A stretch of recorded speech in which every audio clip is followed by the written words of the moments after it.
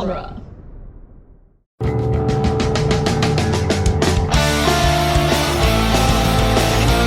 In the world of Hollywood, movies get greenlit and redlit. They get remade and rebooted. But we are the ideal. I'm Sam Gasch, and you are listening to Ideal Remake. Thank you for listening to Ideal Remake. We take movies that either have been, will be, or should be remade and talk about what the ideal version of that remake would be. Today, we're talking about a movie where the entire plot and premise is all inspired by someone named Sam. And that appeals to me for some reason. But, Alex, is Uncharted a movie that has been, will be, or should be remade? Should be. Yes. Okay. Will be. We'll see. They might try again, but I don't know if that'll count as a remake. There's talk of a sequel. Really? There's been talk of a sequel since it came out, though. There was talk of a sequel before this ever existed, Right, kind of because movie. there was talk of this movie existing for 20 years until Mark Wahlberg aged from one of the roles into the other role. So much was incorrect about that statement, but Yeah, yes. I did That it. might have been what they did, but boy, did they not know they shouldn't have done that. Fair.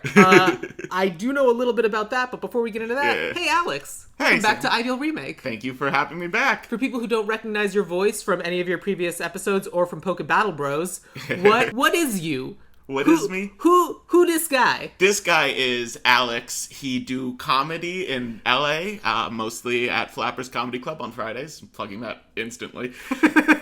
And I've been on your podcast a few times. We're friends, and we do video game movies when I do this. Yeah, so we've previously covered Assassin's Creed, Mortal Kombat, Street Fighter, Pixels, and Angry Birds. I feel like we're missing one, but that might be it. Yeah. I feel like we're missing one also, but I don't remember what it is. I don't remember either. But we've done a bunch. We've done a bunch. I'm trying to think of other video game movies. That's a good question. Well, We can just sit here in silence while we think of Doom over and over and over again. that was the other option for what to cover for this episode, but then you were like, wait, Uncharted. Well, I like the Uncharted games. Doom games are a little too much for me. I don't love all the bloody and That's fair. the demons and the And ripping the so skulls apart. what if this comes out in October? Oh, right, this is in October. Yeah. Yeah, behind the curtain, it's currently September, and I forgot what month it was. So. Gasp. I mean, this will come out 3 Tuesdays from now? Yeah, that sounds like That'll October. be in October. Sure. Happy Halloween, everybody. Yeah, you did it. Or Happy Thanksgiving or Merry Christmas in case there's a delay. We'll find out. There won't be, but like, you don't have to listen to this when it comes out. I'm just glad you're listening at all. You know what? Happy 4th of July in case you just got into this. Who knows? You know what? Thank you for listening. Yeah, we love you. So, when did you first play an Uncharted game? I played Uncharted, the first one, maybe a couple years after it had come out. When did they first come out? The first one came out in, like, 07. Okay. So, like, the first three, like, 07, 09, maybe up to 2012 range, 3 of the most excellent games. Okay. The first 3 are really fun, and then the 4th and 5th are a little much. They're just not the same. There's a little bit... They kind of go haywire. Some of the characters get weird. They get into lore. And, so, just up top, the first game has no lore for Nathan Drake. No, why would it? It's just a great story about this guy. And then this entire movie was just to set up lore for Nathan Drake. And it was so confusing as a fan of the game. Because is it a similar adventure as the first game, but with tons more lore? Similar adventure in a sense, yeah. Like they're going after Magellan's Gold or whatever it is. in the So first each game is very much like they're going after some missing treasure. The way to think of the Uncharted games is Nathan Drake is what if Indiana Jones was also a gentleman thief?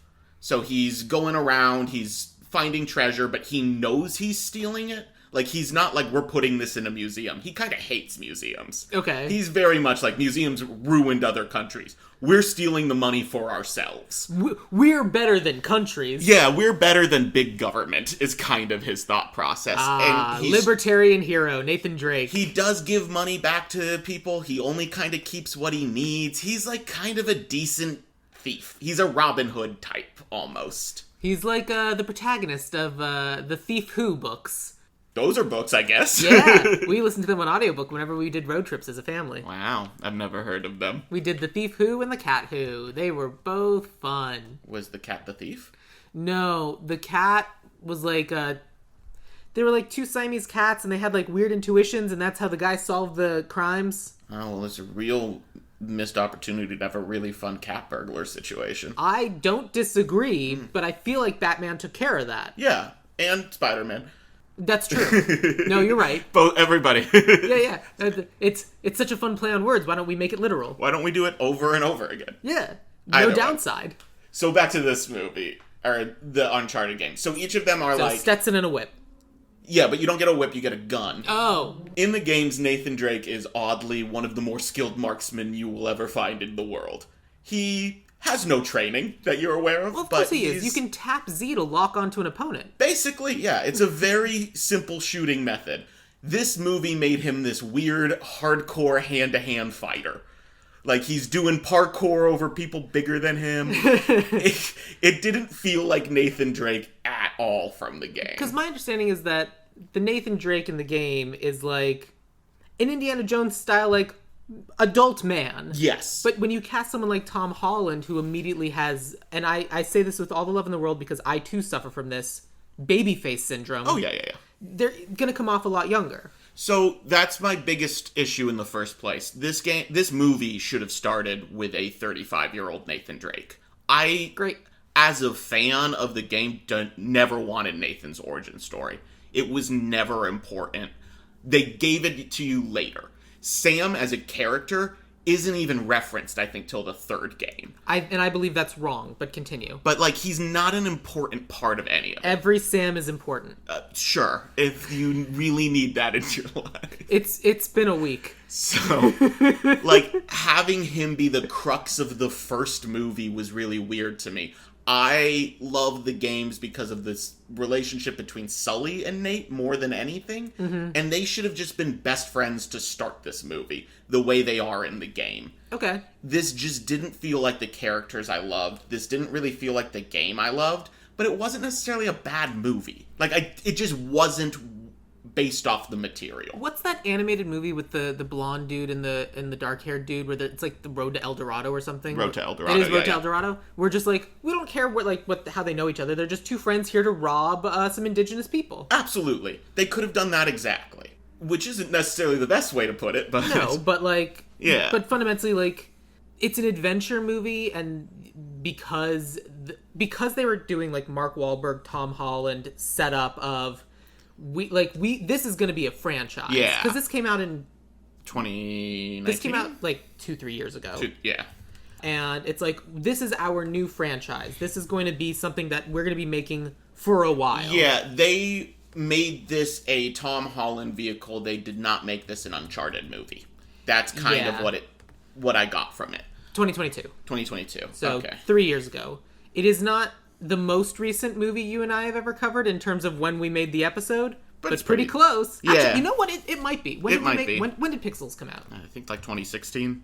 Pixels came out in 2015, and I think it took us 2-3 years to cover it. So it's pretty close to Pixels. Okay, so they're in the same range. But Yeah. this one, Pixels was a bad movie. This had structure.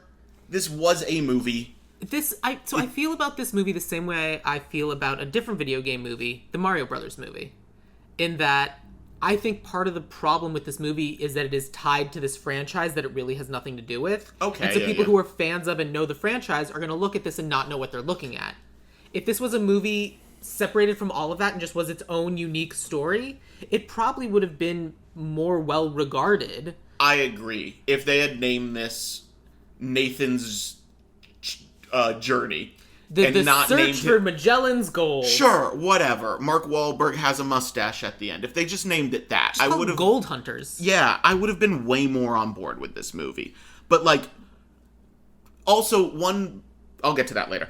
But one thing, right from the beginning, the first scene where he wakes up in the air, just to get into the movie, he wakes up in the air, he's tied to, like, some falling debris, I can't really remember. It's a shipment crate. Yeah, and he wakes up and realizes he needs to climb the shipment crates to get back into the plane. That is ideal Uncharted. That is how all the games kind of start. Some weird high action climbing to do something crazy. Mm-hmm. And then immediately he's getting attacked and he's not shooting at them. So I'm like, immediately, like, that's not Nathan Drake. I mean, some of the people who are attacking him, I don't know why they're also attacking this guy while they too should be trying to get back to the airplane. They just are willing to kill themselves for whatever this is. For no reason, and it's some of those guys died brutally. Yeah. Well, the first thing he does is kill one of those guys on accident. Right. Which is a Nathan way to kill people. But then his first thing is like, oh my god, I'm so sorry, I didn't mean to do that. And I'm like, It's not Nathan Drake, it's Tom Holland. Yeah, that's Spider-Man. Yeah. That's just, they recast Spider-Man, and he needed to be Spider-Man. So he did all this parkour fighting. Well, he does start by climbing. Nathan climbs a lot, to Okay, be fair fair. enough. Uncharted is just a climbing simulator. Got it, okay. With some gunplay. It's mostly climbing. It's great. It's a platforming climbing where you have to go from one hold to another hold. It's really fun. I want to believe that's true. It is. It's super fun. I know, but you're saying platformer, so I'm imagining 2D. Yeah. Is that as concept, but it's a 3D platformer. That's fun. It's very fun. I really love the first 3 games. The 4th one's fine. The DLC is pretty good. And quite frankly, like, I'm not surprised that there are talks of sequels to this movie. Like, the budget of this movie is $120 million, which is crazy. It made $44 million opening weekend, and then in the US and Canada, it got, like, close to $150. But worldwide, it made $400 million. That's technically a success. I think it made more worldwide because Uncharted is more of an American phenomenon. Like, the Uncharted games aren't huge in Asia, and they aren't necessarily huge in Europe. Sure. They're very American. With all the nunneries we have. Yeah, we do have tons of nunneries. We've been to a nunnery. Or what used to be a nunnery. Have we? That's right! Yeah. I forgot about that. I'm gonna be back next weekend. Nunneries for all. Well, nunneries specifically for one person who doesn't let anyone else have it. You're right. Nunneries for just Walmart rollback. Correct, and we will offer no further explanation. He knows who he is. Yes. He's listening. He's not. So, Nathan climbs back into a plane.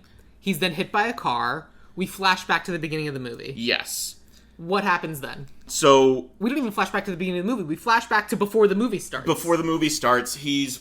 What, immediately a bartender? Yeah, well, he's immediately a bartender, but that's not where we start. We start with him... Oh, he's a kid for a while. I forgot falling off a balcony, and his brother catches him because they're breaking into a museum to steal Magellan's map. Yeah, they're always looking for Magellan stuff because they have a fascination with Magellan. Well, they love people who commit, like, atrocious... I mean, not war crimes, but, like, crimes.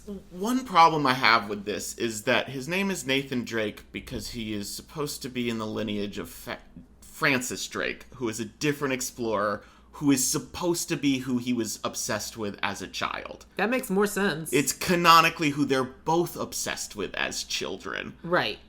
And it's just like, why are we going with Magellan now? Where did Francis Drake explore? I don't totally remember. Fair but enough. The world. Yeah. So they find Francis Drake's fortune in one of them. That Cool. is the point of, I think, the first game, is that's what they're looking for. I'm glad they found Frankie D's gold. Frankie D has a lot of gold. Okay, so... Anyway, so they're looking for Magellan stuff as kids, and then they get caught. They get caught in the museum, and then it's like, oh, well, you're... You're orphans, so we're going to separate you Well, now. you're orphans, and older brother is old enough to go to jail. Right, that's why they're separating. Go pack up your stuff. You're going to go to jail. And he's like, no. And he just, like, pieces out, but leaves younger brother behind because, honestly, fair. Yeah, it's what... It made sense. Absolutely. That part of the story is fine. Yeah. Like, it was... We don't need it, but it's fine. So that happens. It's just a flash. And then Tom Holland wakes up or whatever from this flashback. Yeah. And he is going to work as a bartender. Yes, sir. Which was 6 minutes into the movie. That's when that happens. And that was when I wrote, they missed the point of this entire game within the first 8 minutes of the movie. ... Oh, it's only been 6. Is the point of the game... prohibition? There is no way in hell Nathan Drake would be a bartender. What? Nathan Drake wouldn't take a job for money. He doesn't care about it that way. He is going on explorations no matter what's going on. He is not a slave to the man in any regard. He would never have a boss. Like, it's just so beyond what I know. And you think that's just how he's been his entire life? Yeah, because you get flashbacks of him at 13 running away to go explore for gold. All right, fair enough. Yeah, like they've built the character, they just chose not to use this character. So it sounds like they took the character that existed and then made that Sam, and then this character, the Tom Holland character, is basically the Nathan Drake from the video game's younger brother. You know what? Yes, almost. Because, like, it sounds... like, the way you're describing the Nathan Drake in the video game, that is who Sam was. He's the one who's guiding them and telling them the whole story about, like, this is the actual hunt for this gold that he found. He knows where all of the things are, and he's sending it back in oblique clues to his younger brother. Yes, that's kind of a good comparison. Sam's character in this was way more what Nathan was like. Like, that's just what it is, and Nathan is this weird, skinny parkour kid who's pickpocketing trust fund kids who are kind of doing nothing wrong but flirting with him. Like, sort of, just... I mean, he's flirting with them, and they're like, yeah, okay, they whatever, have a vague interest in him. They acknowledge that he's not repulsive, and then move on emotionally. Yeah, and he's like, well, I guess I better take your diamond bracelet. Exactly. And it's just like he's not a pickpocket.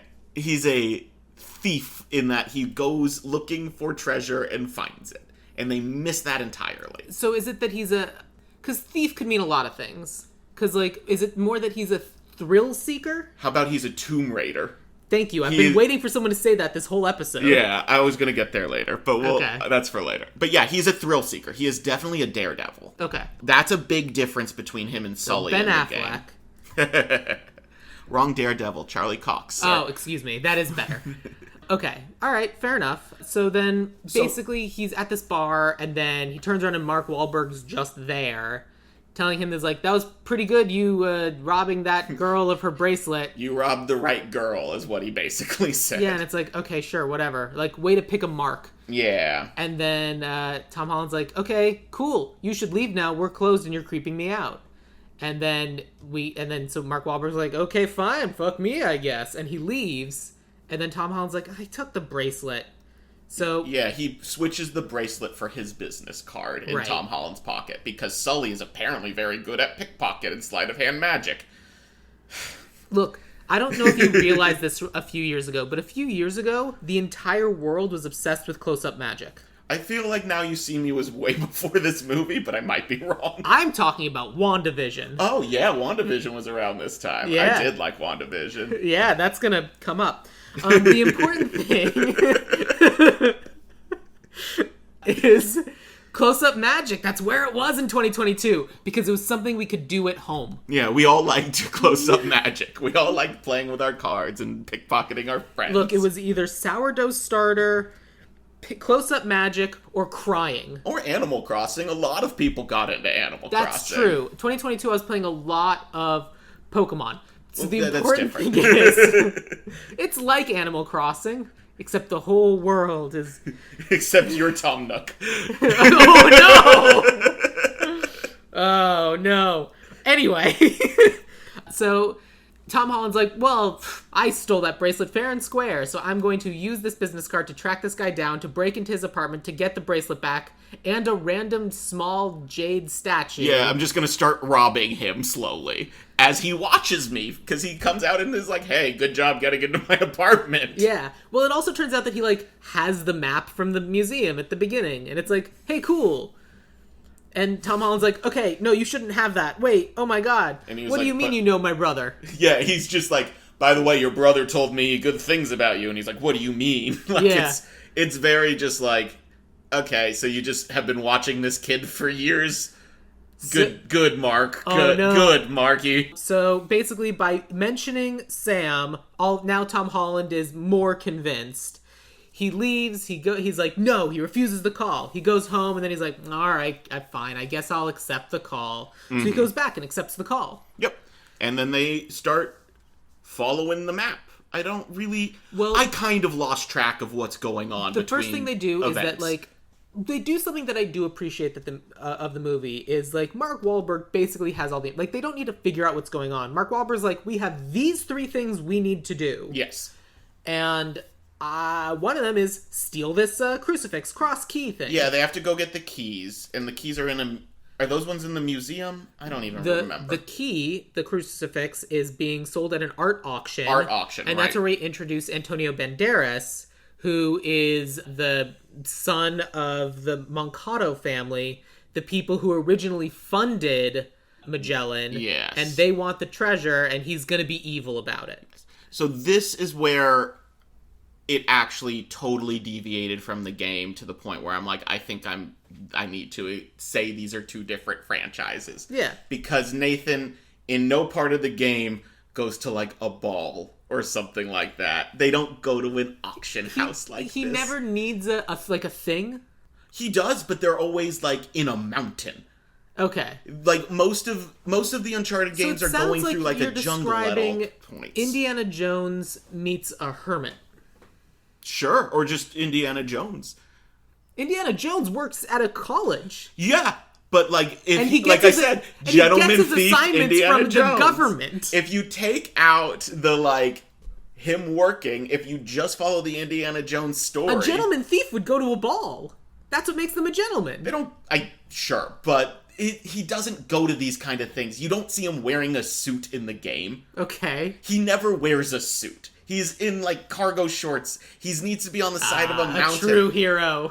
Like, it's supposed to be an exploration game. Okay. All of this movie should be excessively so many shots of just, like, look at the jungle, look at the desert. So the fact that a good one third of the action set pieces are, like, in a ballroom, in a club, in an auction house, really bothers me. So the thing about this movie that's bothering you is that it takes too much of the movie takes place in civilization. Yeah, it's a very out of civilization game. Okay.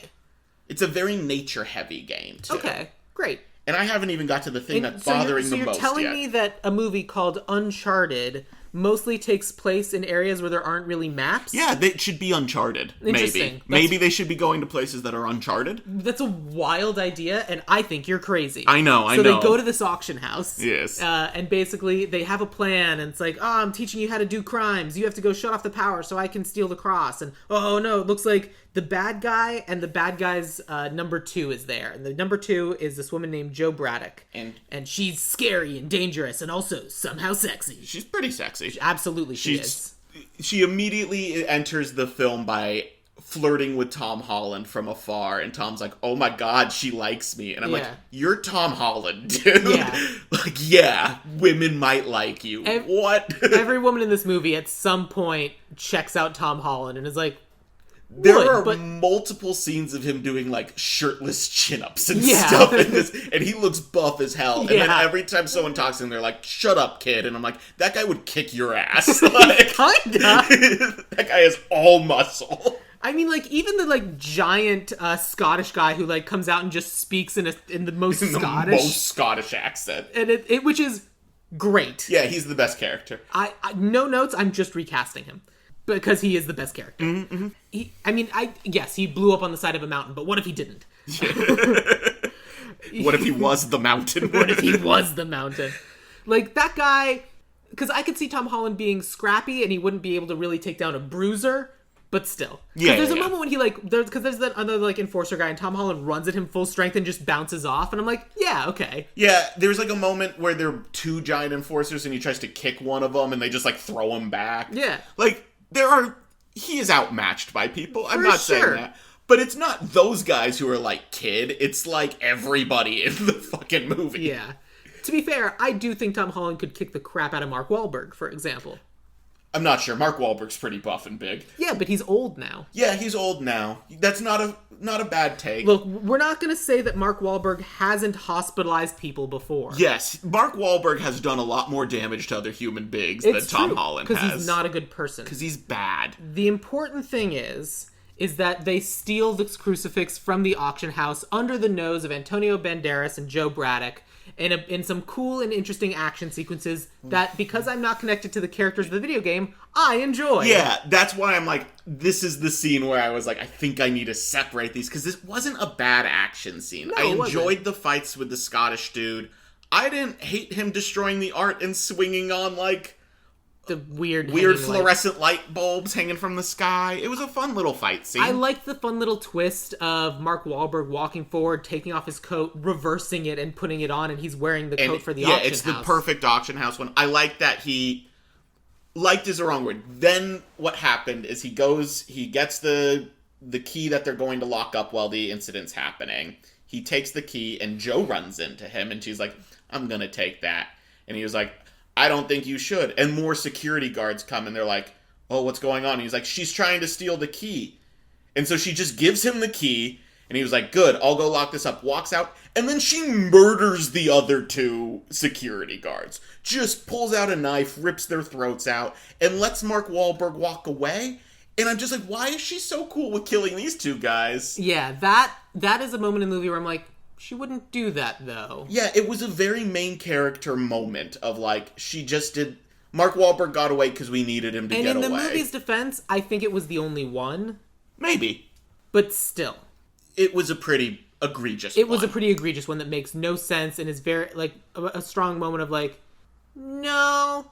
She might say, okay, you guys, throw down your weapons, because I have a knife against this man's throat. Yeah. She could...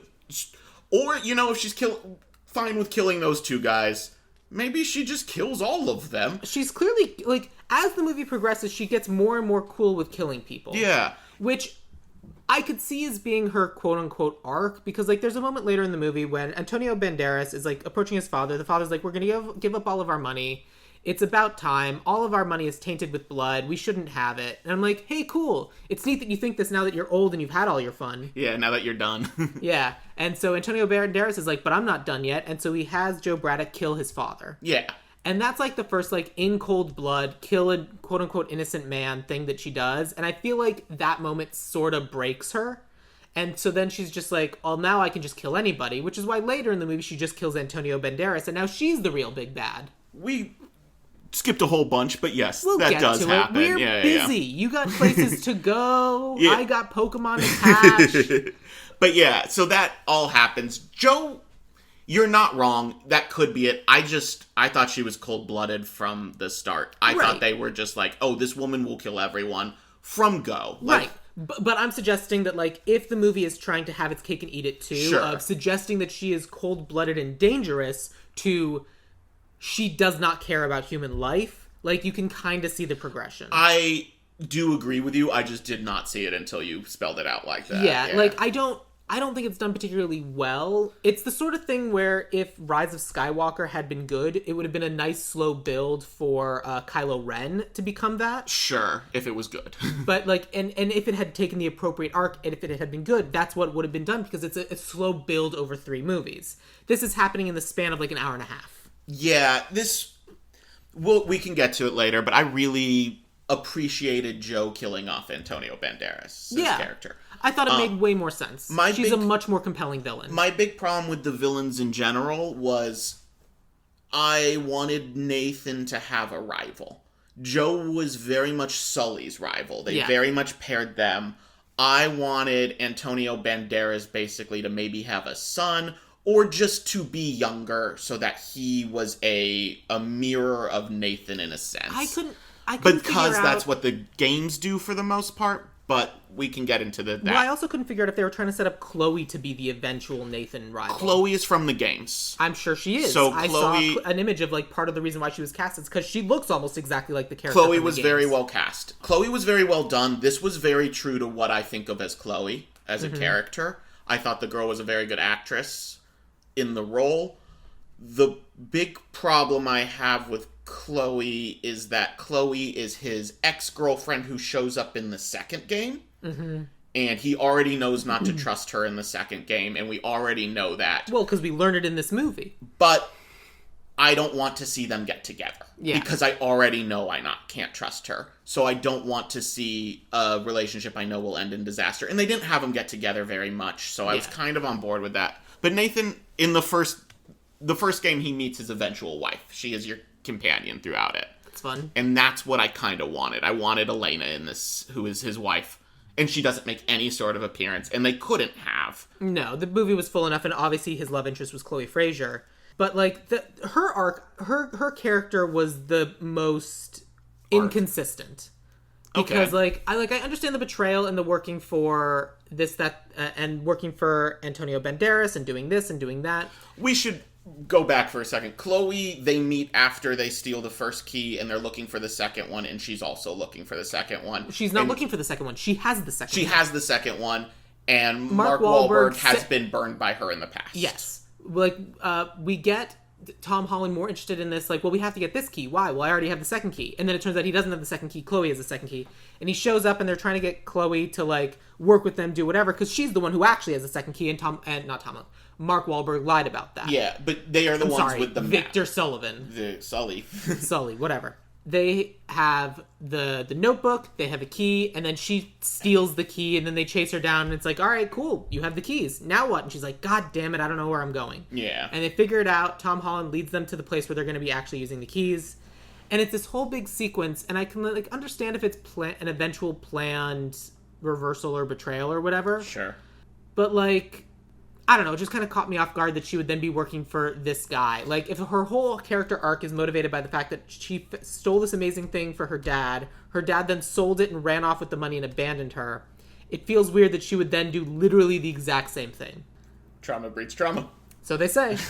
I just was expecting her to already be working for Antonio Banderas. So Fair enough. Because I know the character, maybe, Sure. is all. That's so fair. I wouldn't have caught it as inconsistent. I thought she did a good job being believable that she was gonna team up with them just to turn at the end. That's fair. All right. Well, But either way, she was kind of a throwaway character. Like, she almost had very little to do with the movie. She was just there to be another person for Nate to talk to. yeah, it was important for the movie to have a second woman. And then also, I mean, to be fair, this movie has 5 characters. Yeah, there's not a lot of characters in this movie. Fair, fine, Which whatever. is true to the games. The games are mostly it's just a like video, 5 or 6 characters. It's a video game. And then there's the one Yeah. person in a cloaked hood who's literally at every single corner willing to sell you potions. Yeah, but he's a Moogle in this one. He's like a little flying guy with a little ball on his head from Final Fantasy. Oh, okay. So when Chloe showed up, what I wrote down was, Chloe, I guess. Whatever. Yeah. Because like I saw her and I was immediately like, oh, that's Chloe. Okay, good cast. Whatever. So they basically like use the 2 crucifixes to go into this church. And then he says, nuns. Why is it always got to be nuns? Because they really got to remind you he wants to be Indiana Orphans. Jones. Oh, is that why he said it that way? It's snakes. Why is it always got to be snakes? Yeah, it's an illusion. It's Got a bad one, too. And it made me be like, so they are acknowledging that it's an Indiana Jones spinoff, but they won't go full in. Okay, whatever. So they basically like they go into the church. They go to like the part of the church that no one is in or no one has ever been in, no one's ever investigated, and no one has ever like looked past. Yes, for some reason. So they twist the crucifixes. They put the keys in the 2 keyholes. Well, they have to split up. Not yet. Twist it clockwise. It shoots arrows out and nearly kills everybody. And Oh, they're like, right, I forgot about that we part gotta be careful entirely. now. And they're like, well, he was like, I was a 50-50 guess. It was clockwise or counterclockwise. I didn't know. So they have to turn counterclockwise, and that opens the thing so that one can go up, one can go down. Up was just open and available the whole time. Up was in just a cafe? Yeah. Yeah. So they're going to be wandering around, and like basically one of them has to follow on the street with GPS. I don't know how they would have done this in ye olde times, but whatever. The other ones go down underneath the city and follow the path. Almost fall into a couple booby traps, which again exist underneath an actual living city where people go all the time. This is what, like in Barcelona at this point? Yeah. Yeah. Eventually, they solve the puzzles, do the things, follow the maze. At one point, end up in a nightclub. They get tracked down by the 2 enforcer By the brutes. enforcers in the nightclub. But then- Because, there's always a nightclub. There's always a nightclub in Europe. It's Europe at night. These are the rules. And they get the It's night. not even night. It's in the middle of the day. Mark Wahlberg is in the sunshine at the cafe. It is a thriving Papa John's. It's not even a cafe. It's at a Papa John's. Yeah, he's at Papa John's. But basically, what I was gonna say is that they get to this like nightclub, and behind the bar is like an old like mosaic. They twist the key, the mosaic drops, they escape it, it closes, and the enforcers are like, "Well, guess we can't get through that." Guess we can't go through that very thin wall. Yeah, Because we certainly care about such things. In the 1600s, I'm sure they built a very strong structure that Absolutely. this 500-pound Scottish man can't break with his foot. Right, and that also has existed throughout the construction of this nightclub. Yes, and Papa John's above it. And Papa John's above Which it. needs plumbing, because it's a Papa John, so clearly they had to dig down. Uh-huh. But, they didn't find the secret rooms that they ended up in, where they almost drowned because of communication problems. So anyway, and Joe and Mark fight again. Yeah, Joe and Mark Wahlberg, Sully, fight at the Papa John's because he's trying to put the key in the hole to unlock the door so that the 2 below don't drown, because like the people below have to trust the above. I did enjoy that fight scene where he uses her to break the glass. Yeah. That was a pretty solid fight scene. Absolutely. It's The always fight scenes fun in when they this were fight pretty inside of fun. Papa John's. And, like, the nightclub fight scene where or Tom Holland runs on the Scottish guy to parkour into the window was pretty fun. Yeah. There were some pretty fun moments in this. Like I said, if it wasn't connected to Uncharted, I think it would be just a decent action movie. So I will say, this was the moment where I wrote down, we're about an hour into the movie, where is the supernatural element?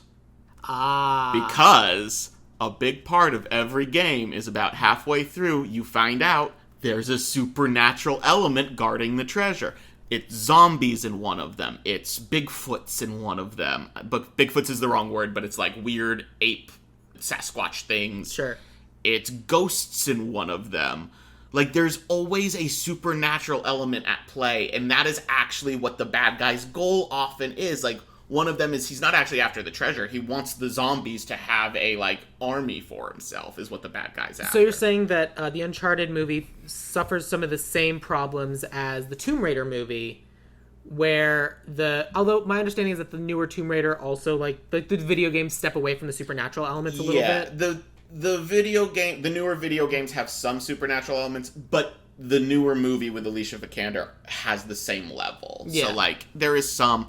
This one is Uncharted is heavily into the supernatural, Right, and the one, Alicia Vikander Tomb Raider addresses supernatural and says that's not real. We understand that it will appear that way, but it's not. Maybe I don't remember that movie, and it's not what we're talking. No, it's very good. I highly recommend it. But like this movie does, it never even flirts with the idea of supernatural. That's what I'm saying. Like they don't hint at it. They don't talk about it. And about an hour in, as somebody expecting it, I was like, "Is this coming?" So for the next half hour or so, I'm very distracted as the viewer, being like, "Are we gonna get anything? When are we gonna get to the fireworks This factory? is what was fun. Like, I enjoyed shooting the zombies. It wasn't fun killing the, like, people in the game. But when you're overrun with zombies, that's a more fun game. That's true. Okay, fair enough. And I'm just waiting for that. And I think a lot of fans of the game are waiting for that. Yeah. And it just keeps coming back to this needs to not be named Uncharted. Well, in lieu of zombies, we get to a catacomb full of giant urns full of salt, and it turns out they get cracked and broken, and they're full of a singular map that shows where Magellan's treasure is. All 5 urns break because Chloe climbs on one of them, and Tom Holland, the whole time it's breaking, is just like, Chloe, it's... And she's on top of it, and I'm like, just fucking say it. Like, what is this? Yeah, I don't know. That was a weird scene. Such a weird So scene. they explode, they're covered in salt, they find the map, Chloe betrays Tom, knocks him out, steals the map, and then we find out that she's been working for Mercata. Anyway. And then the whole Joe kills Mercata scene Well, so then they get on a happens. plane, Nathan and Sully follow them, sneak in, hide in the trunk of Santiago's favorite car that he brings with him on this plane for some reason. Who knows? To drive around the Philippines, as one does. Yeah. Very car-friendly Absolutely. islands. They're on the plane. I wanted him to be crazier. Yeah, I would have been... Like, he was very contained malice. I want him to be absolutely batshit nuts. I would have been fine with that. But because he wasn't, I was more fine with... This is where Joe just kills him off, and I'm like, good, that's done.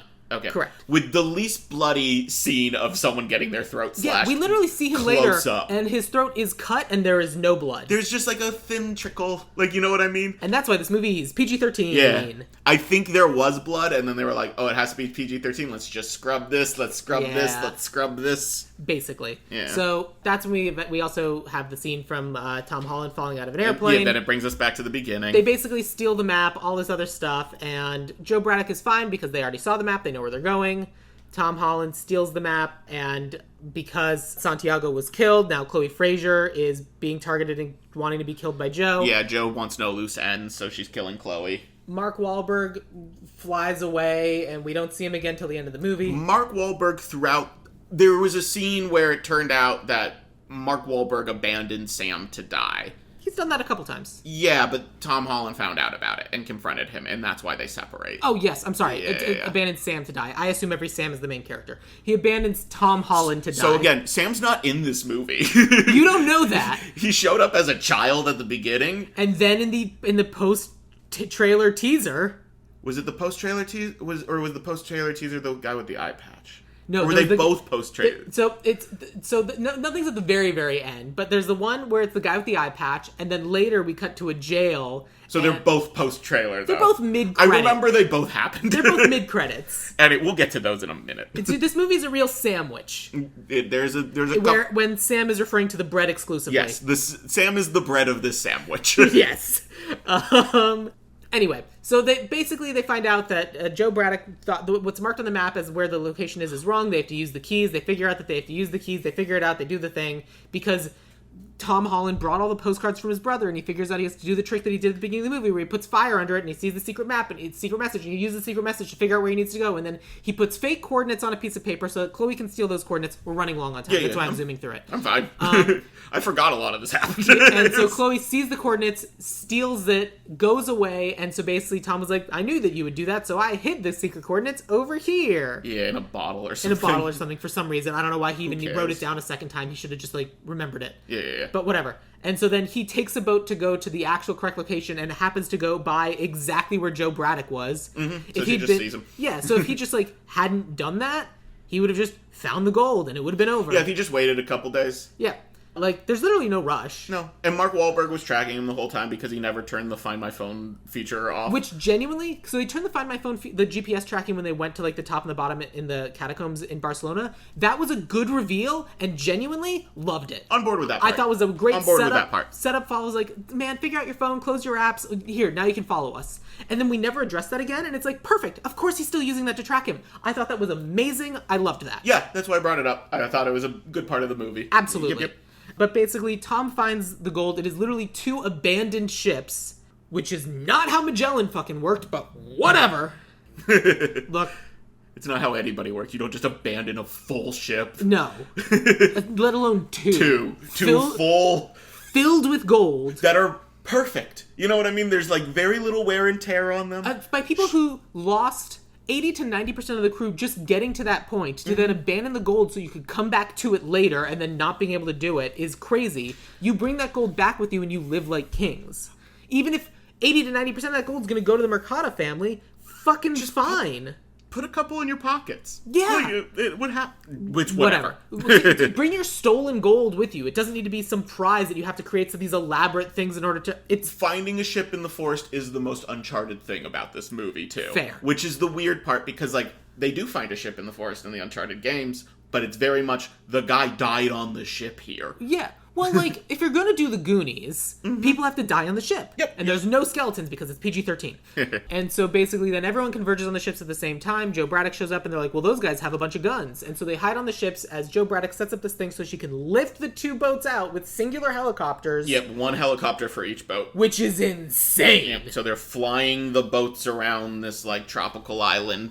Archipelago. Nathan and Sully are on one of the boats. They they knock the crew off and they take over the helicopter. So this was the weirdest part for me. They just find swords that are still sharp for some reason.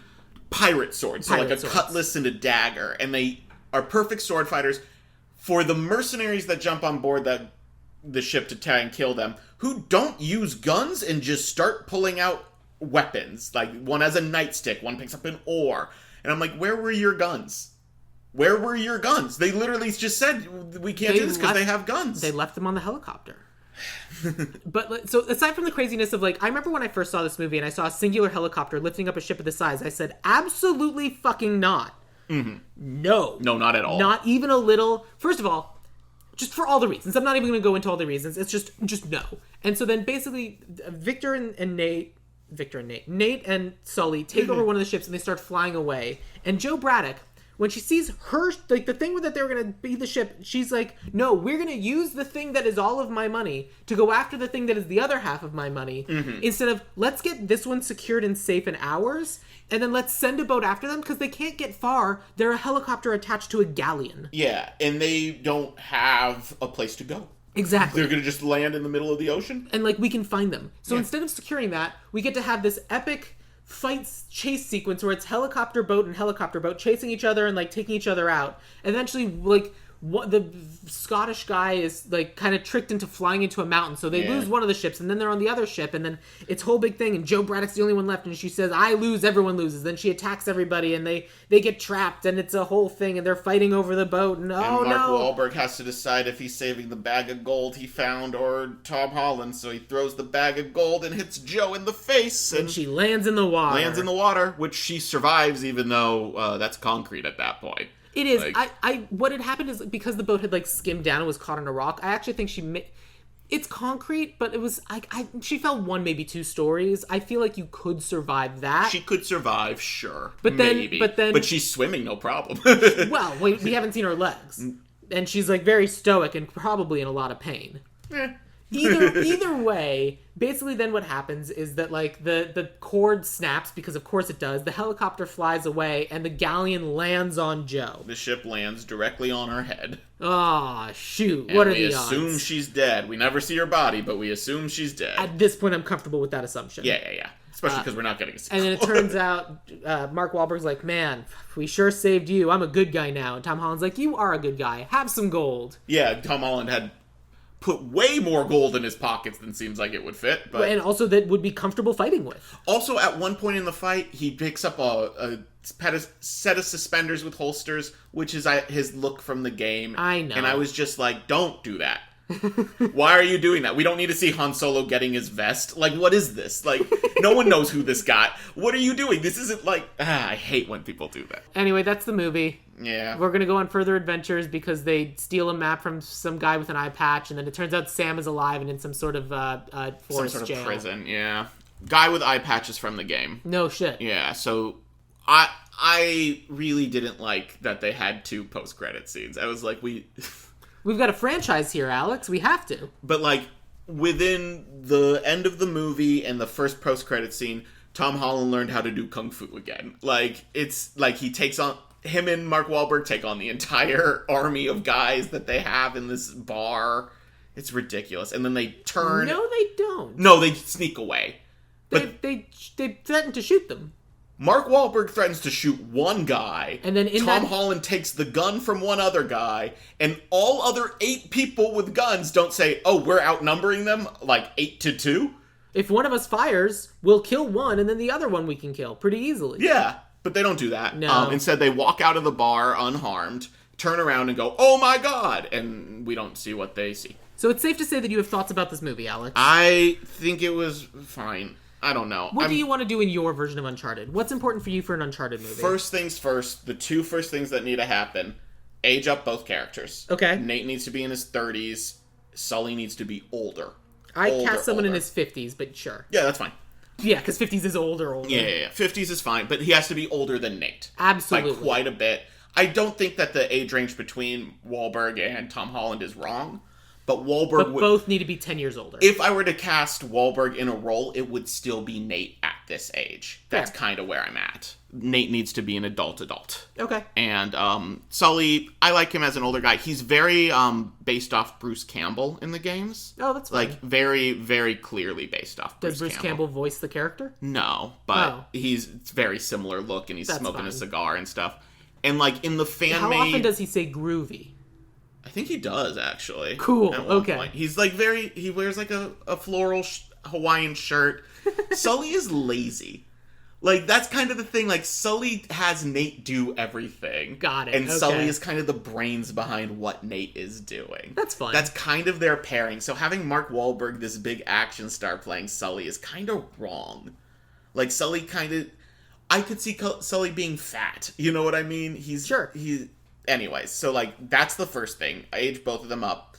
Start the movie. They are already Clue 1 looking for the treasure. They're not trying to get together. They're not trying to meet each other. They have the cross, and they are looking for the other one. Or they have the map, and they are looking for the crosses.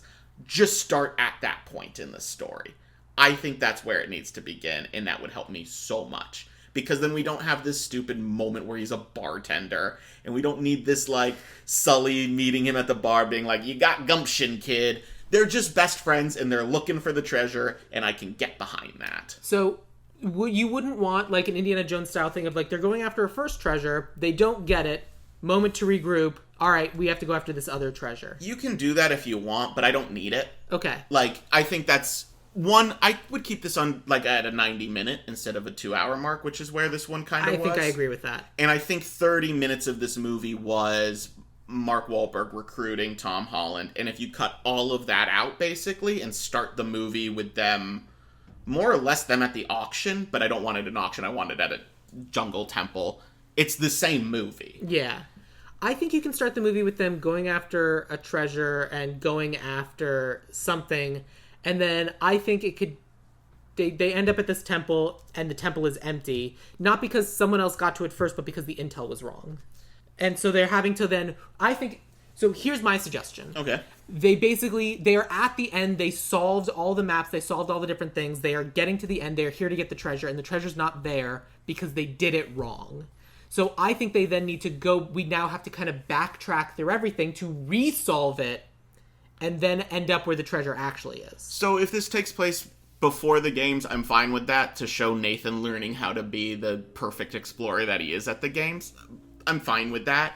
He kind of doesn't make those mistakes.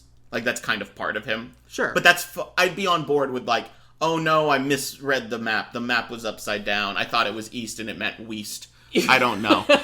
There's elements of, like video game storytelling is a little bit different from cinematic storytelling, where we need to have like the highs and lows and the ups and downs. Yeah, that's very true. And like if it's just I go from one success to another success, that's not a very compelling movie. Well, the things that would bring them back are always somebody else intervening. Like they find the cross and then Chloe turns on them. Like that kind of stuff would still happen. I would say. So basically, what you're saying is you want it's action sequences where it's success and you get the achievement, and then the cut scene is where you're betrayed and they get knocked out. Yep, just like in a video game. Okay, so that's more what you're looking for. Yeah. You want them to be successful at the things they're trying to do, but the stuff that's happening in the world around them outside of the on-rails platformer that they're doing. The things that you as the player cannot control are the things that affect him. Gotcha. Okay. That's my thought. But I'm also totally okay with like an Indiana Jones style scene at the beginning where they like, oh man, the treasure wasn't here. Let's regroup. That's totally fine. Well, people need to learn. Well, let's go the other way. Let's take my idea and incorporate it into your idea a little bit of like they go and they're finding this treasure and it's this whole big thing. They're like, yeah, cool. We are here to find this treasure, and they go and they find that treasure, and it turns out that treasure like. It's like the fucking Kung Fu Panda, like, golden scroll, like the dragon scroll. And they open it up, and instead of it being just a mirror, which it is in the Panda... I keep calling it the Panda Express movie. The Kung Fu Panda movie. They open it up, and it is a second map. Another clue of some kind. I'm totally fine with that. Like, this treasure is cool, but it actually isn't indicating that it leads to another treasure. Oh my god, that's incredible. Let's go after this big treasure now. I think that's a great idea, and it kind of harkens to one of the games, where one of the games starts with... We found the treasure. Oh no, this treasure was stolen by ex-pirate Robert. The great pirate Robert. You know what I mean? This legendary pirate.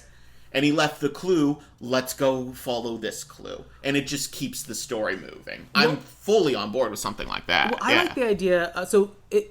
I like the idea of them having the treasure. They found the treasure. Now everyone's trying to get the treasure from them, but they know that it's a map. And so now they have to keep the treasure away from people because as soon as other people steal the treasure, they'll know it's a map. They'll find out it's a map. And so part of the reasons that they're keeping it away from everybody is so that no one else knows that they're also going after this other thing. Yeah, I'm on board with that. And like it can be a very loose, light plot movie where the plot is the journey, not all these like twists and turns by the villains. Right. But we can keep all of what happens. And you also get to have the reveal of as they are betrayed and this and that, they keep running into people and you get to have the reveal of like they open the thing up and they're like, wait, every single time. To the point where like you finally get to the end in like Act 3 and like finally the big bad gets the treasure and he's like, this is why we're in the fucking Philippines? For this map? Kill them all. All right. God damn it. I also would like some sort of supernatural element to come into play. Okay. This movie makes it hard to find a place for it without literally just shoehorning it in. But just a supernatural element would be nice. So when they open the map, they get a ghost buddy. Yeah. And it's always shouting, hey, listen. Hey, listen. Exactly. Yeah, they get Navi. Yeah. Well, yeah, I would love if there was, like, fairies that they had to... Well, let's evil little so fairies. Presumably That'd this is be going to cool. be a different story than something from the video games, because I always like something that is not just a retelling, because that way you can do your own thing as opposed to being, like, obligated to follow. So what are the supernatural elements of all 4 Uncharted games? There's zombies. Zombies? There's... Big feet? Bigfoot type things. There's some sort of, like, ghosty apparitions. Okay. There's evil bugs. Like, Evil bugs. Like from the Mummy style bugs where they, like, eat everything. Uh-huh. There's banshees, I think, in one point. Okay. But I feel like you could go a lot of... Like, most supernatural things have not been done, if that makes sense. Let me ask about the ghosts. Is it just, like booze from Mario? Like, what do the ghosts do? How do the ghosts interact with the characters? I'm pretty sure they're chasing you. Okay. And you can't shoot them. Got it. So it's just, if they get you, they kill you, that's it. Yeah. Cool. Here's my suggestion. All right. Because it's a way to do supernatural in a way that is small and contained and also cinematic, because it gives the actor something to play with. Sure. Let's go with possession. Okay, so someone gets possessed by ghosts? Yes. And at some point in the movie, someone always has to be possessed. Okay, so there's just a ghost going body to body? Right, but then, like, they're choosing and they're cooperating and they're doing things until eventually they also can be betrayed by the ghost. It's interesting. It's very different than anything they've done, but I'd be on board with seeing it. And, It'd like, be fun. that way you get to, like, introduce all these different elements of the ghost is possessing who's ever holding the treasure. So would the ghost be, like, the ghost of Magellan? I don't want Magellan in the movie. Sure, I wasn't... We can have as it be Francis Drake or whomever. Okay, I guess Francis Drake was my real question, but I was just thinking, would it be the Magellan of the treasure? The Yes. original holder. Genghis Khan of the treasure, I mean, if you could. It's... My temptation is, yes, we can make it the Magellan, the Francis Drake, but, like, it's hard to separate them from their genocidal crimes. Mm-hmm. Like, the way I think is more fun is to kind of do what Treasure Planet did, where it was, like, they find the little robot guy, but his memory's been taken out. Okay. And so we can have someone who was definitely on the ship and remembers everything, but was wildly unimportant. Could have just... Or just the first mate who wasn't cool with the killing. Yeah. Or we just don't bring up the killing if it's the first mate. You know what I mean? Like, But they do bring it up in the games. That they're like, Francis Drake was a terrible person. He's like, yeah, but look what he explored in. Right. So something like that, and I think that would be very interesting and very fun, while, like, giving all of the actors something to play with, where basically all of the performers who get possessed have to collectively come up with a way to demonstrate the fact that they are possessed, which I think is an interesting twist of, like, the same accent, the same this, the same that, the same whatever, and all the actors have to figure out a way to do that same performance when they're possessed. So each actor has to have Francis Drake's weird... What would it be? Slavic accent? Sure, whatever. Yeah. Like, something like that. And I just think that'd be neat. I'd be on board with it. Sounds fun. It's a like, supernatural element, and it doesn't involve... All the supernatural things are swarms in the game, but you can't really do that in a movie. Well, so this would be a good way to do it. We get to this possession, and he's the one that's left, and then when they get to the actual treasure, is everyone else who wasn't kicked off the boat. All the other ghosts swarm the army and kill them off for Nathan to save him, because... He's one guy, and the bad guy has a military. Well, the bad guy has a military, and the military shows up, and they all get possessed. That's what I'm saying. Kill each other, and then the possessions go off back to their long-awaited rest or whatever. Sure. So, like, the rest of it is... So then they have the extra element of an extra fight scene of, as they're going and getting potentially possessed, they're throwing the map and treasure back and forth, because you can't get double possessed. So if one of them's possessed, the other ghost can't get in. Okay. And so, like, that's how they have the action sequence of anytime any of them are about to get possessed, they take the map and they're possessed by our friendly ghost, so that way they can't get possessed by the dangerous ghosts. I was imagining, that'd be fine too. I was imagining a scene where Nathan's basically huddled, like, getting shot at. He's under things, he's out of bullets, and then all the ghosts rise up and start taking over all of the military. They all just shoot each other. And and then eventually he just sits up and everybody's dead around him, kind of thing. I'm cool with that. Yeah, I think that'd that's be great. fun too. I think that's great. Yeah. They all join his side because he's Francis Drake's kin or whatever the fuck it. I'm cool with that. I'm also cool with... I also made him not white, so we'll get to that. Can't do that with Francis Drake's kin. Here's the thing. Because you could. We'll get to that. Yeah. Interesting thing about Descendants. Sure. We'll come back to that. Yeah. But, like... Yeah, it's very much the like, yeah, we've been guarding this thing for a long time, and we've been killing a lot of people. I'm so tired. Because, like, Yeah, that's fine. They do their thing, and, like, it's like, hey, sure, it would be cool if we could, like, move on. And so they have to figure out a way to both, like, get the treasure and get these ghosts to move on. I think they just need to get the treasure. They're not really about helping the ghosts. Well, they have to get the ghost to move on, because then the big bad, after his military is wiped out, he's like, wow, if this can take out any military in the world, I want it and I want to control them. That's the sequel. There you go. Yep. All right. So, what else do we need in terms of, like, plot? Like, where do we want this to take place? I want this to take place in 3 different countries, and I don't care which 3, but very sparse populations, because that's kind of the arc of each game. Each act is a different... One's in Brazil, the next one's in the Philippines, the next one's in India, let's say. Yeah, I don't necessarily want them to be, like... Because the whole thing with Magellan is, like, he circumnavigated the... Or his crew circumnavigated the globe. Fine. But also, like...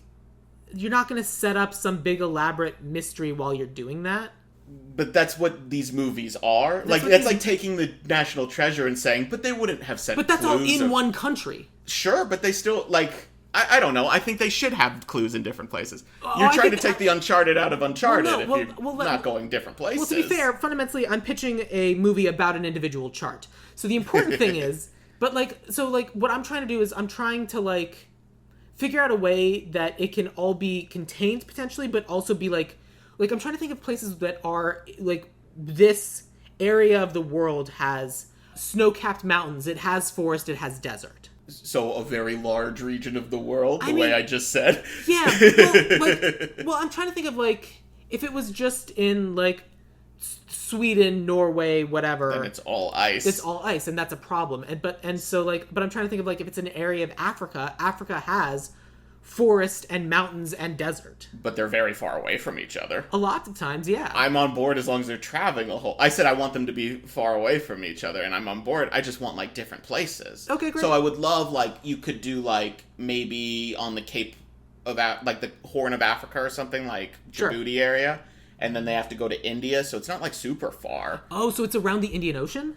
Yeah, that's one way to do it. Actually, yeah. That almost never happens in movies. I genuinely would love that. Then I'm on board with that. Absolutely. It's like we go from like Djibouti to India to and like then to Malaysia. Like, or the other side of Australia, or like, because then you get the deserts. Yeah, absolutely. I love this. Yeah. Because that is absolutely, because everything is often so Eurocentric or like American-centric. That's one thing that the games do very well. That's what I was saying. Like, they take you to Brazil, and then they take you to Malaysia, and then they take you to India, or the Himalayas. This game is in Brazil. This game is in Malaysia. Each game is 3 places. Got it. Okay. Is what I meant. Each game is like, the first clue is in Brazil, the second clue is in India, the third clue is elsewhere. Got it. I understand. So yeah, I would love just a journey across the globe. I want lots of sweeping... This is something I don't even like in movies. I want lots of sweeping shots of cool scenery. Absolutely. Which was kind of missing from this. Yeah. Like, I think if you're going to the Philippines or wherever that jungle archipelago that was, show us all of it. Yeah. Just a couple times. Yeah, I agree. But I really like the idea of different areas around the Indian Ocean and that part of the world. I think that's on board. So cool and fascinating. Yeah, I would love that. Like, maybe just a half circle around that whole area. Yeah. Would be really cool. Or instead of India, Sri Lanka, too, so we get, like, even more... 100%. Yeah. I was even going to say, like, they go across, and then they realize that the map actually takes them back to the middle, and they're like, but we were just there! Yeah, they have to end up back at Djibouti at the end of it all. Something like that. Yeah, something like that. But, like, we still get our 3 locations, and then the third location's like, I hope you liked the one at the beginning, and it's like, God damn it! Ghost friend, why didn't you tell us this? I don't know. I've been dead. Well, I don't know. I've been dead for 200 years. We went to 48 countries. I don't know. Whoa. We robbed everybody. Boo! Hold on, let me cover my eyes. Oh. I hope you haven't heard of Casper. That kid's a piece of shit. I hate him. Oh, he gives ghosts a good name. Me and his uncles beat him up. Yeah, beat him up. Beat him up. Oh. Alright, I guess he became Snagglepuss at some point. Heavens to Murgatroyd! Exit stage left! I would love Francis Drake to just be a cartoony, like, silly little, like, it's like Tara Strong voicing him or something. She's like, oh boy, we gotta get out of here, guys? I've been Azula the whole time. Ah, great. I love it. Yeah. That's so stupid. Yeah, I like this plot better, where it's just this, like, loose, we're just going after clues, someone's trying to It's a take it video from game. us. It's supposed to be stupid fun. Yeah, I want stupid fun. And this Amazing. didn't feel stupid. This was fun. Like, my roommate loved this movie. Thought, like, 10 out of 10. I didn't mention it, but when I first sat down and watched this movie, like, I sat down with a couple friends. The three of us, none of us had ever played an Uncharted game. And we went in with low expectations because we had heard it was very bad. But, like, all three of us were like, that was kind of fun. We liked it. That's why, like, it took me... That's why I'm like, that Yeah. scene where they're in the auction house is where I'm like, I need to separate this. Because it's Yeah. not necessarily that this is bad. This is just not what... It's just not It's Uncharted. just not Uncharted. It's like a movie where they're like, we're going to turn the movie that exists into Uncharted so it has IP or whatever. Yeah, they were just like, we have Tom Holland and we have the rights to Uncharted. How do we... Yeah. What do we do to make these two work? Yes. What else do we need for the purposes of our movie? Casting? Yes, but I was going to say, before we get to casting, what else do we need for plot? Maybe a final set piece that doesn't... Well, we have a final set piece of We all have a the final, like- of all the we ghosts have a helping final- them fight. Whatchamacallit? Final obstacle, but that's not in a set piece. So I guess what I see is this movie, just to like recap it and figure out what we're missing. Opening is they find whatever MacGuffin leads them to the real chase. Where then the Mercado get involved saying, we actually want it. So now it's a race against Mercado and Joe. They get to the second clue where Turns Chloe... out it's Mercada. Mercada, my bad. Where Chloe gets involved with the second clue. Basically the same thing where she teams up with them and then betrays them, all works that fun for stuff. Mercada. Absolutely. Joe kills Mercada, becomes the main big bad. I'm fully fine with that. Uh-huh. All leads to the third clue where we have a big final set piece. And... I'm going to plus that up a little bit. When Okay. Joe kills Mercada, it's like, all right, let's see if you become a ghost. He's dead. Well, no ghost for you. Let's rock and roll. Love that. They're testing to see who becomes a ghost. If you die on this ship, do you become a ghost? If you die up here, do you become... I would love Joe just killing people to see, are you a ghost here? Nope. Okay, didn't All right, work. Well, we tried it. I would be on board with that. I think that's great. That'd be really fun character arc. Okay, so yes, but like I think the first MacGuffin is like a golden scroll turns into a map. Fine. Sure, yeah. That is also like a source of possession. And then I also think, but like that leads to a final MacGuffin of gold statue, gold treasure, whatever. It doesn't really Yeah. matter. But I think what we can do is we can put it in a sepulcher. What is a sepulcher? I think I'm saying the correct word. I think a sepulcher is like an underground tomb. Oh, okay, sure. I'd be on board with any sort of tomb. People bury treasure in tombs in real life. That's actually where you would find treasure. Yeah, a sepulcher is a place of burial, a tomb, a receptacle for religious relics, especially in an altar. So A the final act, let's say it takes place in a sepulcher in New Zealand or something. It's something like that, yeah. Yeah. Something around that area of the world. Sure.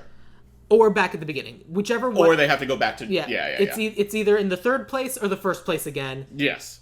as long as it's funny. On board with this. Cool. Also, this needs to be a little funnier than it was, I think would be nice. Yeah, it's a video game. Like, there's jokes. But there were jokes in this, so I'm not trying to say this had no humor. Just If a you're little having more a would be ghost fun. companion, there's going to be jokes. Yes. Especially if it's Tara Strong. Oh, no! Come on, Rugrats, we gotta get going. A baby's gotta do what a baby's gotta do. I have one voice for Tara Strong, and it's this. It's just falsetto. Which doesn't sound anything like her. Not a chance. I was going for Bubbles, too, and I was like, that's not it. Bubbles sounds like this. Does she? I don't know. This is probably a little bit closer to her Timmy Turner voice. Yeah, that's definitely closer Which to is Timmy. also Tara Strong. Yep. But Azula. No.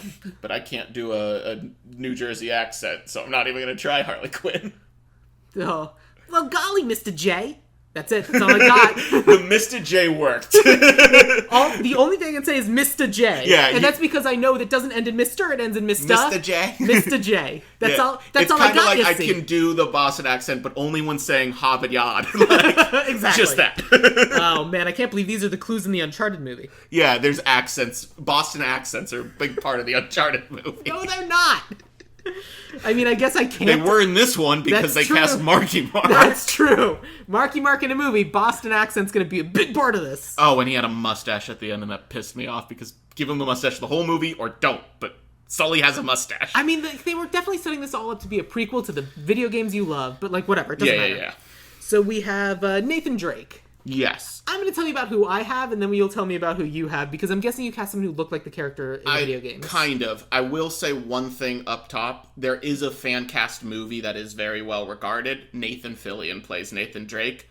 He's too old now. He's too old now. I just want to put that as, that's my thought. I wrote younger Nathan Fillion before I watched the movie of who to recast. Well, because, like, the thing is but prior to doing the cast for this list, I looked up what they look like, and I looked at who played it, and I was like, oh, that's just Nathan Fillion.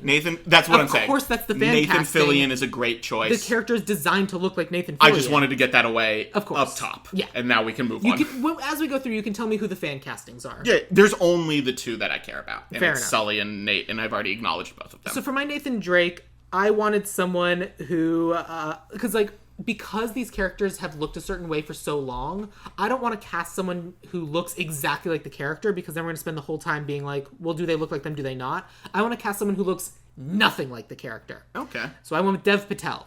So I do love Dev Patel. I know.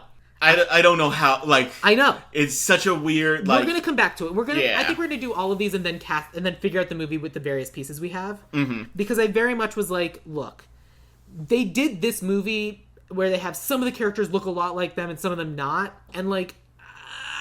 I like Dev Patel. I don't even mind him not looking the same. It's just that he is very specifically a white man. And I don't know where to go with that. You know what I mean? I don't disagree. It's one of those things where it's like, if he was black and we changed him to white, that'd be awful. And this is one of the only times that I'm like, I don't know what to do with it. My casting, I got two people. One of them I don't like near as much.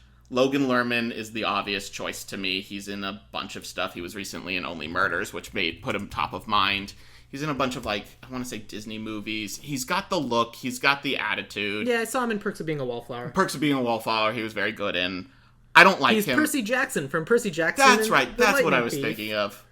I also wrote Dylan O'Brien, but I didn't want him. I landed on Adam Pally is who I kind of want. He's a comedic actor. I want him to get buff. He's in Sonic.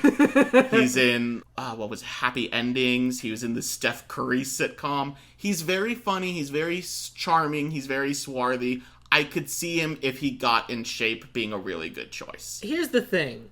I watched part of the Knuckles TV show. Oh, yeah, he was in the Knuckles TV show. Yeah, he's Wade. Yeah, he's Wade. He's in Sonic. He's fun. I like him.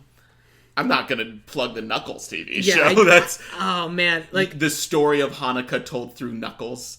Is that what it is? Because I stopped watching because I was so frustrated with both his performance. A small army takes on a government agency that's suppressing them and win against all odds over the course of Hanukkah. That is literally the plot of that movie. That's great. It's cute. It's think, not a well-made show. No. And, like, the performances are bad. He's over the top. But yes. I think over the top kind of works in this. But look, this is a franchise that's very close to your heart. And, like, I cast Dev Patel because I like think he's Dev Patel very a good. lot. I think he's a very fun actor. I love him in everything he's done. Let's keep going. Yeah. We'll see what's going on. Who did you have for your Sully? Your Victor Sullivan. So Sully, I have a list of names that all work. Like, there were so many people. I tried everybody from, like, every actor in basically Ocean's 13, or, like, Ocean's 11 franchise. Like, all of them basically work. I landed on two different names. If either of them are the name that I wrote down, that's it. That's who it is. Number one, I wrote Ving Rhames with a mustache. Okay. But he's basically playing his role in Mission Impossible, where he's kind of the guy in the van. He's kind of chubby. He can fight. He can do everything he needs to do. Yeah. But he's kind of the backup comic relief. I think Ving Rhames would be a really fun choice. Or Nick Offerman. Ooh. Obviously with a mustache. Okay. Who'd you have for your... Who did you have for sorry, Sully? I didn't tell you who my Sully was. Yeah. I cast someone who we know looks good in a mustache. Sam Rockwell. Oh, Sam Rockwell would be good. I think he's a little too small. That's fair. That was kind of my thought. Nick Offerman's kind of a bigger dude. Yeah. Ving Rhames is a bigger dude. Either way, we're going with one of your two because I think they're better. I also, just for getting it out there, Nick Cage would be perfect. Wild, but yeah. A wild choice. And J.K. Simmons would also be really fun. I'm less interested in J.K. Simmons. I think Nick Cage would be more fun as our villain. I have an interesting villain then. But let's talk about Chloe Frazer first, because I think she's a little bit more important. again, I know that the Chloe Frazer that we have in the movie as it exists looks exactly like who she does. But you can do whatever with her, too. I went with an actress who I've seen in Glass Onion. I've seen her in Love and Monsters. I saw her in Iron Fist, and I think she's very good, and I think she's actually, like, underserved in a lot of these things. Her name is Jessica Henwick. Oh, I do like Jessica Henwick a lot. And I think she'd be really good. I think that she can do the action sequences. I think that she is incredibly charming and compelling, and then it would be a really devastating blow if she betrays them. I am fully on board with that. My choice, I was juggling between Jennifer Holland and Karen Gillan for a while, and I landed on Alicia Vikander, who played Lara Croft. Yeah. Because basically I was like, Chloe's Lara Croft, so I want to get the Lara Croft I liked and have her play Chloe. Alicia Vikander is such a good Lara Croft. She really was. But I am actually really on board with your pick. Cool. I really like her. I liked her a lot in Iron Fist, honestly. She's the best part of Iron Fist, and it's not close. No, and she's good in Glass Onion in a very, very, very, very different role. Which is interesting and compelling. Yeah, giving Jessica Henwick more roles is always fun. Yeah, because, like, looking at her IMDb, I'm like, she's working, but, like, I want her in, like, more, things. Fully on board with that. I love Alicia Vikander, too. I think she's like a perfect choice in a sense. 100%. This is just a very different way to do it. Yeah. Who'd you have for your Joe Braddock? Okay, Braddock. I didn't love the choices. My first thought was this should be Isabella Mercado, Hawk Girl. I think that's kind of the perfect choice. But I ended on May Kalamawi. She was in... I really only know her from Moon Knight. She's Lila in Moon Knight. Yeah. I thought she was excellent. I thought she's fun. I thought she could be menacing if she wants. And I think that'd be a fun way to take it. Yes.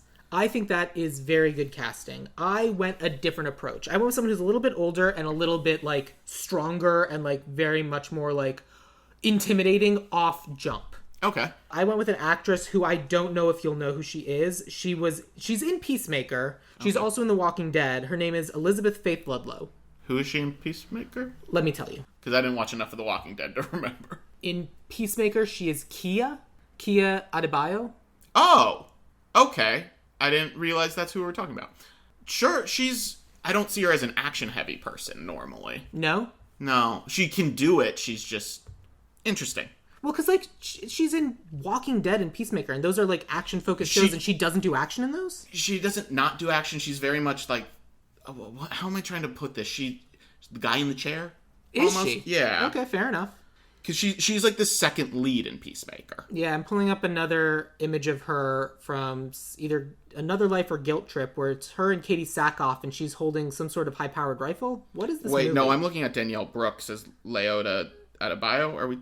Who did you say she played? I said she was Keo. Oh, that's the girlfriend. Okay, I barely remember her in that show. Okay. I know who we're talking about now, though. Okay. Keo's her partner. I was thinking of the main Adebayo character. Got it. Yeah. Who is she's a chubby black lady. Like, I was just like, that's an interesting choice for threatening. No, I went with the intimidating one. That makes a lot more sense. Seen here holding a high-powered rifle. Yeah. That makes a lot more sense. Okay, yeah, she's interesting. I know very little about her. Fair enough. Yeah. Let's do this. Let's do Elizabeth Ludlow for Braddock, and then we'll do your Nathan and your Sully. Sure. Who do you pick as Nathan? I still like Adam Pally. Great. In shape, Adam Pally. Because he is a little over the top and silly. And then between your two Sullys... So, that's tough. I kind of want Ving Rhames. Great. Done. Yeah. Ving Rhames. Nick Offerman would be very, very fun, but since I'm getting the comedic Nathan, I'm going to go with the more serious Sully. And I think that's correct. Mm-hmm. That brings us to Santiago Moncado. Actually, I want to know who you got first. Because I went very different with my casting on him than what was in the show. So I cast someone of Spanish origin who is cool and interesting and we know is very intimidating and is a very different kind of funny. Because I think he needs to have a sense of humor and be... We know this guy's a very compelling villain. Mm-hmm. To the point where then he got to be on a TV show where he also got to be funny. Okay. I went with Daniel Bruhl. Oh, I do like Daniel Zemo Bruhl. From Civil War. He's also in Inglourious Bastards. He's very funny in the franchise. I do like Daniel Bruhl a lot. Yeah. He's very good. I thought he was German. I'm sure he is German of sort. Yeah, he's various Europeans. I went a very different direction. Please. So first off, I will say Antonio Banderas was actually pretty good in this role. I have no note. Like, I almost never have notes on Antonio Banderas. He's Antonio Banderas. You could recast Antonio Banderas. I would not be upset. I, wanted him young. I wanted him Drake's age. So okay. I took the guy another guy I was thinking very heavily to play Nathan, but decided for the reasons I have already said, I went with Danny Ramirez. He's new Falcon in all the Marvel stuff, and he was in Top Gun. I like him a lot. He's Hispanic, so he fits the Hispanic trace origins. He's a young... Spanish and Hispanic are not the same. I know. But he's like Antonio Banderas. They're both Mexican-American, I think. Antonio Banderas is just Spanish. Oh, he's just Spanish? I think so. Whatever. Either way, Danny Ramirez is a very good actor. Not in a lot of things, and he's younger. So, and I also like the idea of like old money, of a young Hispanic person with old money. You don't see that a lot in movies. He can be menacing if he wants, and he can die pretty easily. Mm-hmm. You don't have to base a whole franchise on him, but he's pretty good. Great. I'm happy to go so with I that. just went younger over older, basically. Great. That's fine. Look, we both cast Dans, and that's fun. That is true. And that's basically the last character I cast, by the way. That is also the last character I cast. Yeah. Because...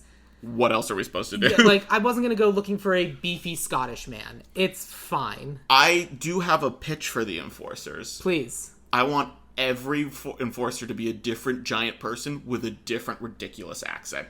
Great. So, first one's the Scottish guy, and they kill him off because they do kill them in these games. Yeah, they need to be able to kill them. And the next guy comes as a giant Jamaican man. We haven't said it. And the next guy comes and he's a giant Indian man. And the next guy comes and he's a giant Japanese I man. appreciate that this is a video game movie, and I appreciate they wanted kids to watch it. This is going to need to be rated R. I don't think so. No? Okay, well, I take it back. If you just kill them off screen or don't zoom in on... like if knock them off a building, we don't actually see them. Yeah, that kind of thing. if they cut Antonio Banderas' throat the way they did and just dropped the body and didn't go back to obviously show us that his neck was not bleeding, I wouldn't have had a problem with it. I agree with that. Yeah. I think that's fair. No, you're right. Okay, Danny Ramirez. That brings us to writer and director.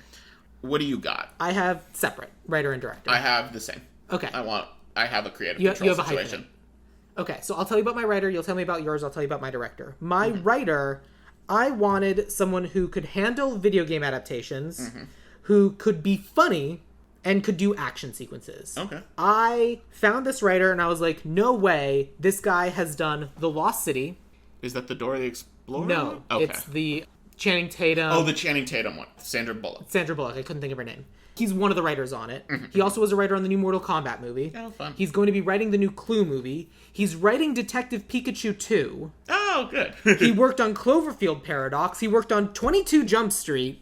His name is Oren Uziel. And he's kind of like done all of the things that makes it so like he's done video game movies, he's done action, he's done comedy. Those are the pieces that you need to assemble this kind of movie. Yeah, he's been around forever. Big fan, no problem. Great. I'm on board with him being a writer on it, but I'm going to take this and I'm going to make a case for something. So I agree with you. I do want someone who can handle a video game adaptation very specifically. I want someone who's very interested in doing video game adaptations very specifically. I want someone who can prove to be funny, can be serious at times, prove to do high action, and I went with Steven Spielberg needs to be in charge of all of this. Steven Spielberg loves movies, loves video games, made Indiana Jones. He is the perfect choice for this. He is funny, he is good at directing, and he has a vision and has actively tried to put himself in charge of video game movies, and they have not let him for baffling reasons. What video game movies has he wanted to be in charge of? He tried to take over the Call of Duty movie, and they said no because he wanted too much creative control. I heard that was like a rumor and not necessarily real. I heard that it was real. He's also expressed multiple times he wants to make video games movies. That's why he made Ready Player One. Yeah, and it's really bad. Some people love it. They're wrong. I don't disagree, but this wouldn't be Ready Player One. This would be Indiana Jones, which he made a perfect movie with Raiders of the Lost Ark. 50 years ago. And it still holds up so well. Yeah, but I just think he's a different filmmaker now. And he clearly wants to go into fun action. If to be true with the Call of Duty. I'm going to tell you about my director. He's a director on WandaVision. Okay. He directed Fantastic Four: First Steps. He also worked on Game of Thrones and The Great. His name is Matt Shackman. I know him, and what you just described are 4 action things with very little amount of action. That wasn't that our exact complaint about Fantastic Four. It's a good movie. Here's the thing, there's very few action. That wasn't my complaint. We talked about We it. did. That was just your mine. complaint. Okay, fine. I still don't think I'm wrong. WandaVision. Very good. Very little amounts of action scenes. It's true. What were the other ones that... Game of Thrones. Okay. We don't know what Which parts of Game of episode did he Thrones do? Did he do late season Game of Thrones? If so, get him out of this. Let's find out. That's a good way to determine. I like him. I like Fantastic Four. I like WandaVision. And he also did The Great, which I would argue has no action. Yeah, The Great's... It's funny. I like The Great, actually. He also directed an episode of The Boys. Season 1, episode 2. Of The Boys? Of The Boys. Okay, that's probably a good early episode. He directed... both season 7. He directed Eastwatch and The Spoils of War. He also directed 43 episodes of It's Always Sunny in Philadelphia. That's a plus in my mind.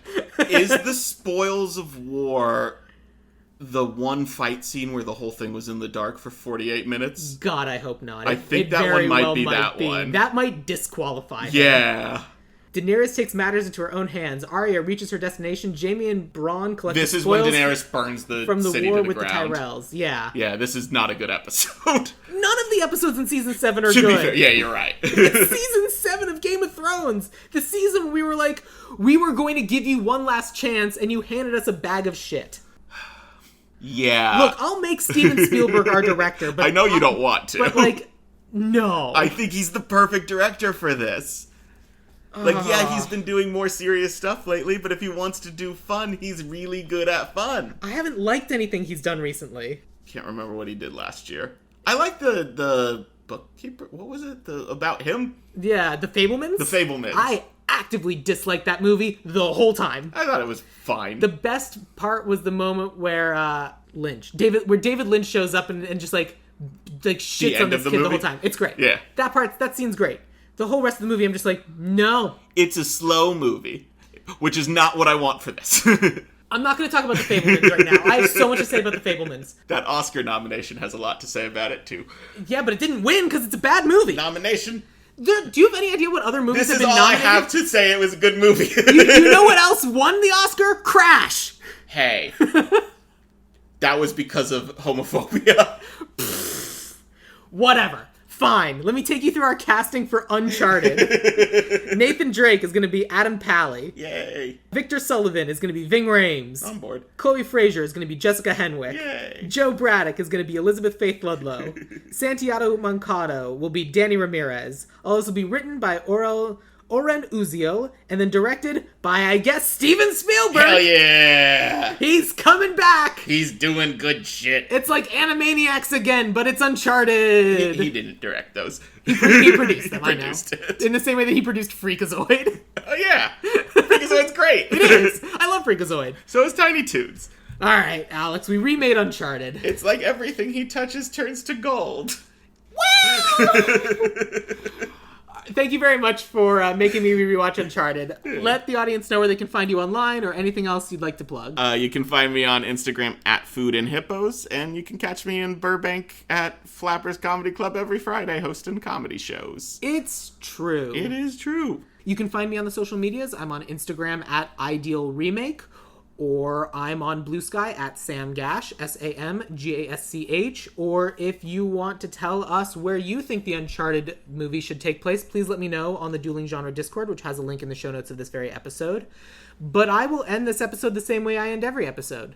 Alex, what is your favorite quote from the movie or video game Uncharted? Nuns. Why is it always gotta be nuns? Boom.